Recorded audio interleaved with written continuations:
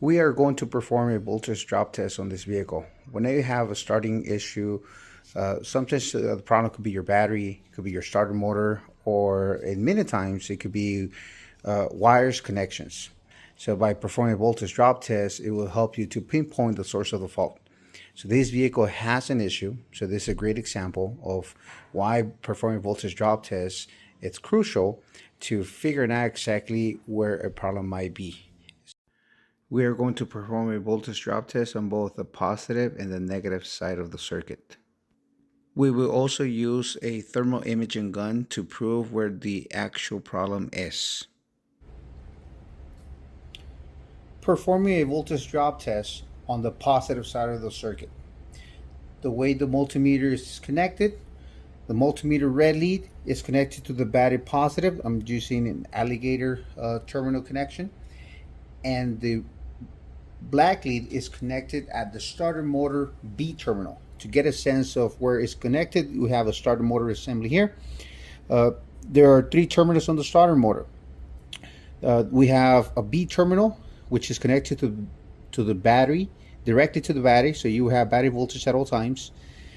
The terminal here with a cable going to inside the armature is the M terminal for the motor.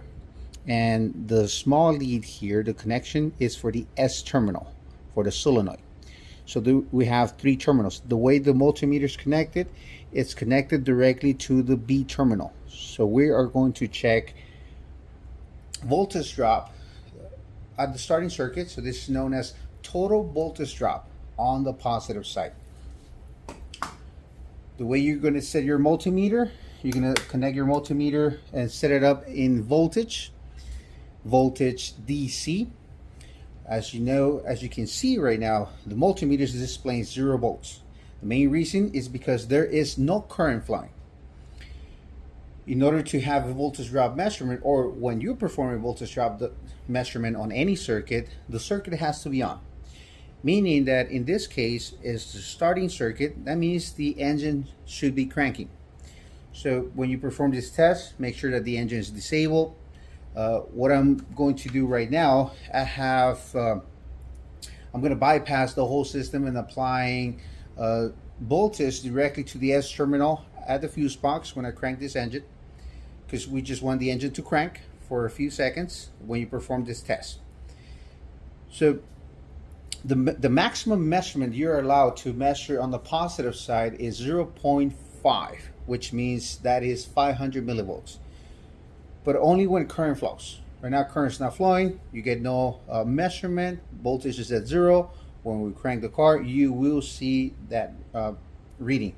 It should not exceed 0.5 millivolts. If it does, that means you have unwanted resistance. Where would the unwanted resistance be located? It could be a battery terminal connection from the post to the terminal. It could be the cable to the B terminal. It could be the B terminal connection at the battery cable, somewhere in the circuit. But right now we're going to do a total voltage drop measurement. If it exceeds 0.5, then we could kind of check each individual component to see where that excessive resistance is. That's the purpose of performing a voltage drop test, to find unwanted resistance within the circuit. But it will only show up when current flows. In any circuit, wires, connections, and switches should not use any voltage, only the load. So our load is the starter motor, but the wires, in this case the positive side from the battery to the starter motor, should not use voltage. They will use millivolts, but it should not exceed 0.5. So if we crank the engine, watch the measurement.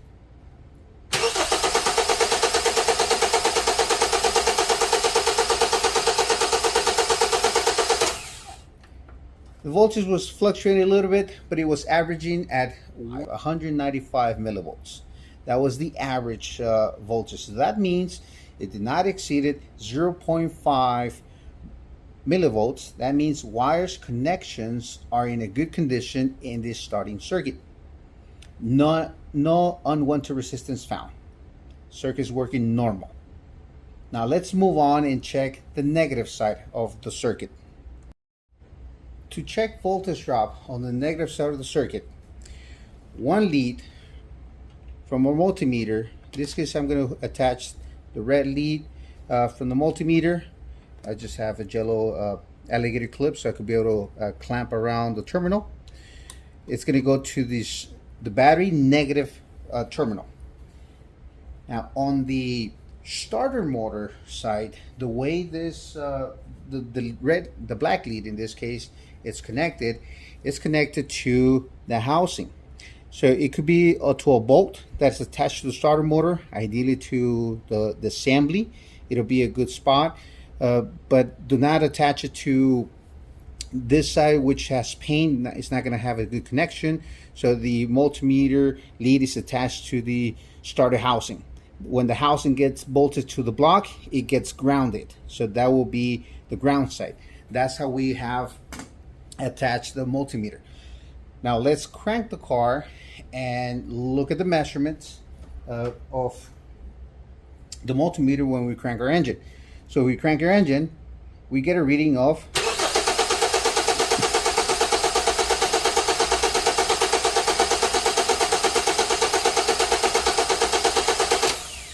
'It was averaging around 580 millivolts, 0.580, somewhere on that area.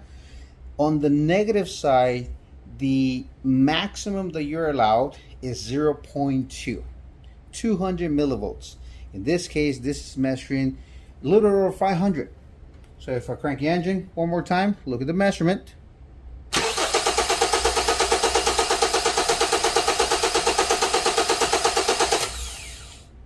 0.580 or so, fluctuating a little bit.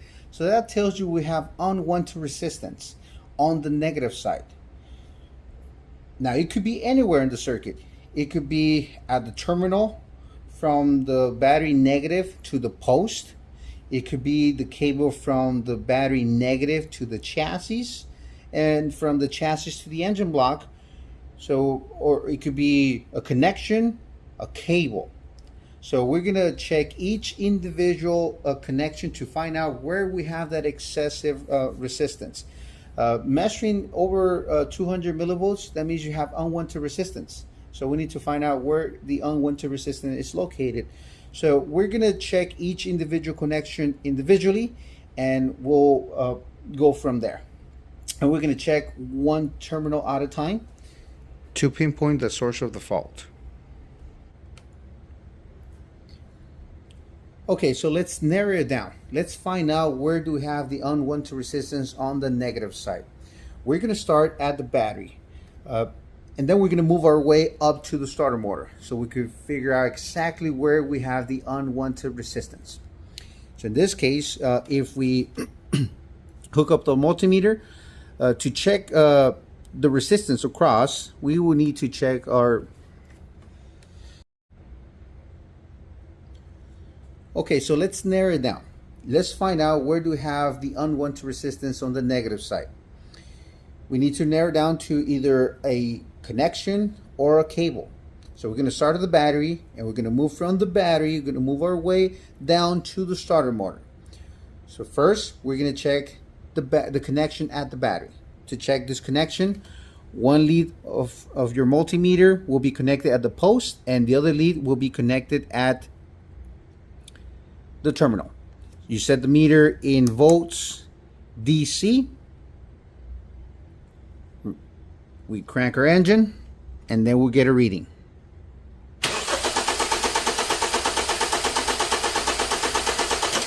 .01. Now the negative number that you see, the reason why you see a negative number is because the direction of current flow. If we switch our leads, the number should not change. The negative value should go away. So if we perform this test one more time, ideally a good connection should be close as possible to 0.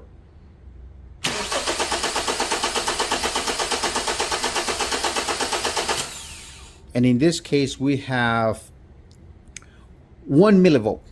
So that's a great connection. Now there's also connection between the terminal and the cable.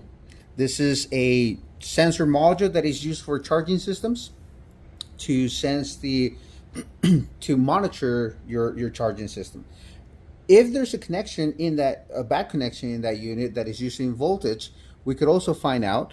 And the way we will test this, you will put your multimeter lead on the cable and the other side at the terminal. And then we crank our engine and we get a measurement.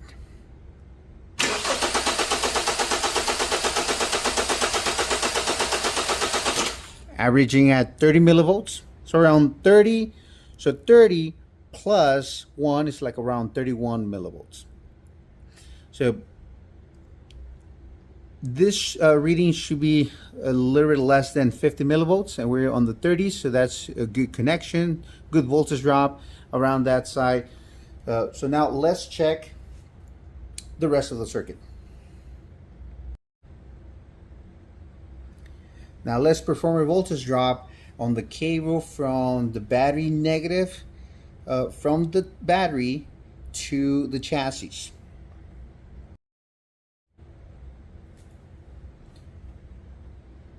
Let's perform a voltage drop on the battery negative side cable from the battery to the chassis. The way we're going to connect our multimeter is I'm going to connect the black lead, attach it with a alligator terminal.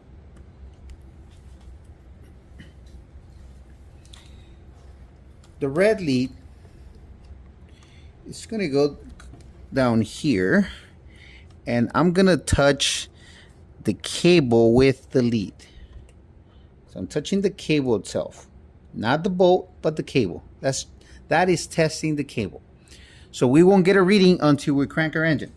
So watch the measurement when the engine cranks.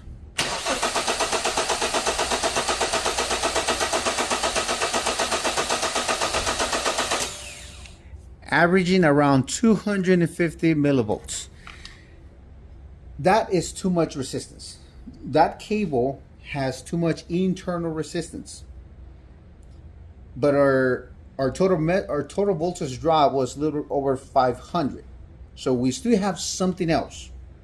In this case, this cable itself, ideally, it should be less than 100 millivolts. Ideally, average should be around 50 millivolts or so. But if you do the test one more time, let's look at a reading just to verify. We crank the car.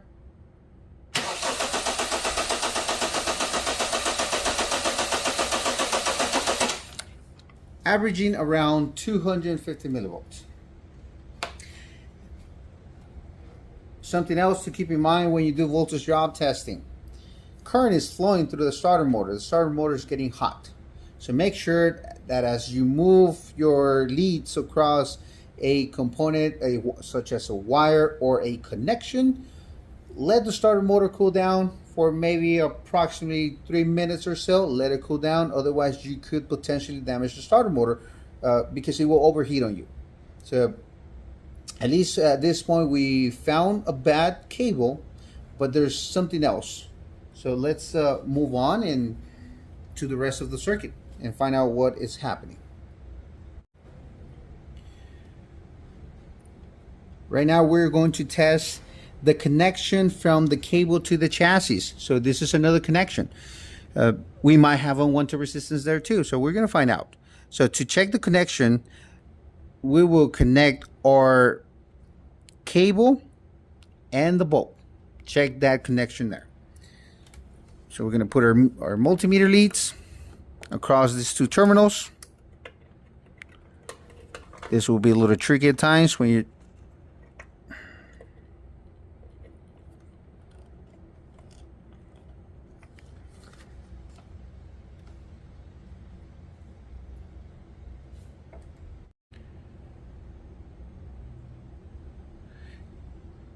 Now we're going to perform a voltage drop test on the connection from the bolt to the cable on the negative side. We crank the car. Ideally it should be at 0.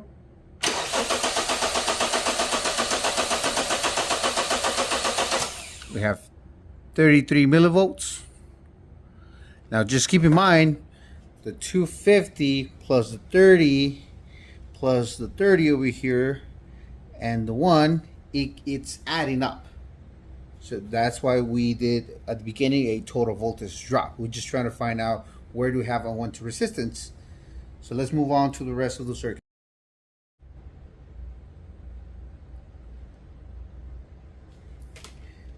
This connection here, it's the connection from the chassis to the transmission.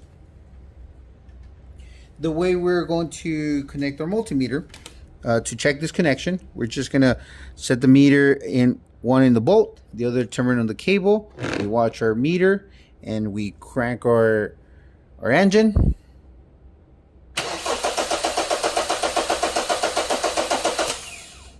That's 5-6 millivolts. That's a good connection.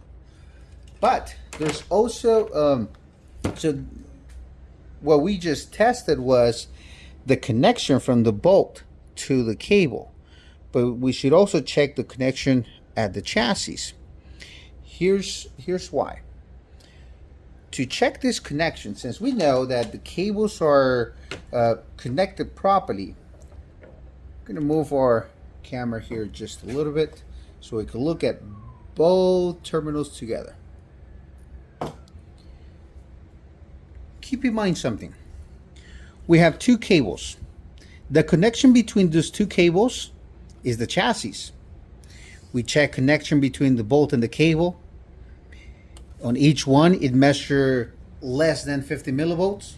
So those connections are good. But how about the connection to the chassis? So we're going to connect our leads like this. We're going to go straight to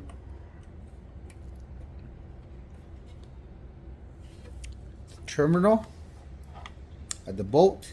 We're going to put the other lead at the cable. Ideally, it's the cable.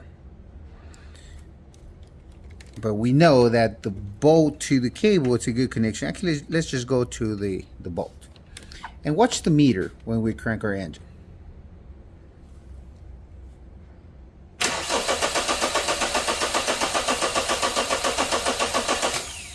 It gave us approximately 220 millivolts. That is excessive resistance. Now, the reason we have so much excessive resistance is because we have a bad connection. A bad connection creates unwanted resistance. Now, just keep in mind that we had this cable that had a voltage drop around 250 plus the 220. That's where you're getting your roughly around your 580 or so. We're going to check the rest of the circuit, and then later on we're going to come back to these terminals again.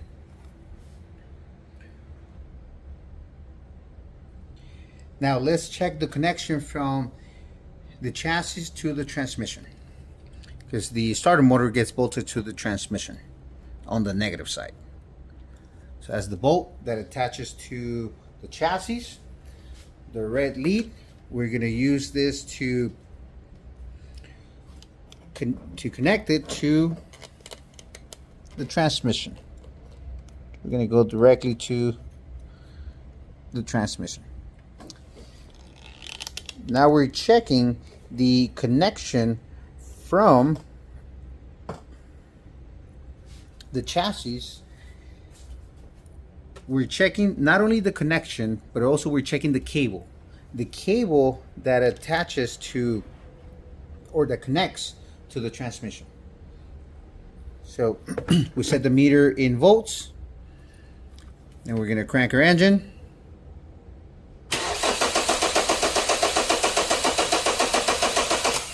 Roughly around 70 millivolts. That's a cable and two connections. So it should be less than 100. So it's measured around 70 millivolts. That's a good connection from the cable to the battery. So our problem lies just on two main connections, which in this case is from the chassis to the engine block. So there was a lot of voltage drop. It measured approximately 220 or so. And on our cable, it measured 250. So that's 250 plus the 220 plus the 75. It gives you roughly the 580 or so that was fluctuating. That is the purpose of a voltage drop test, to find unwanted resistance. Visually, connections look okay. Visually. But we can see current flowing. We can see resistance using voltage. In this case, the unwanted resistance is turning the electrical current. That energy is converted into heat. So what if we run a different test? Let's verify and find out exactly where. Using a thermal imaging gun.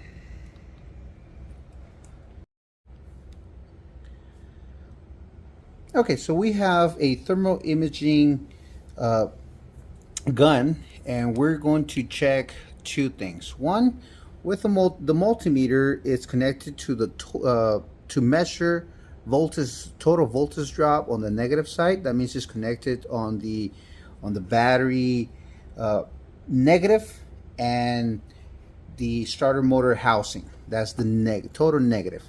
And we're gonna crank our engine. We're gonna do a voltage drop test using a thermal imaging gun and the meter. The meter is gonna give us the reading. Thermal imaging will be able to let us know if there's too much resistance within the circuit, just like the meter proved it within the cable and the connection at the chassis. So let's crank the engine and watch both the meter and the thermal imaging gun.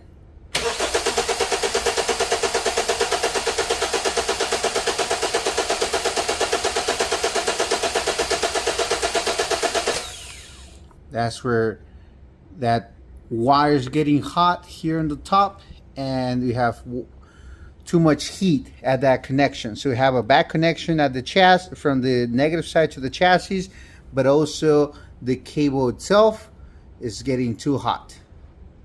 So we have a bad cable and a bad connection. That's where the problem lies.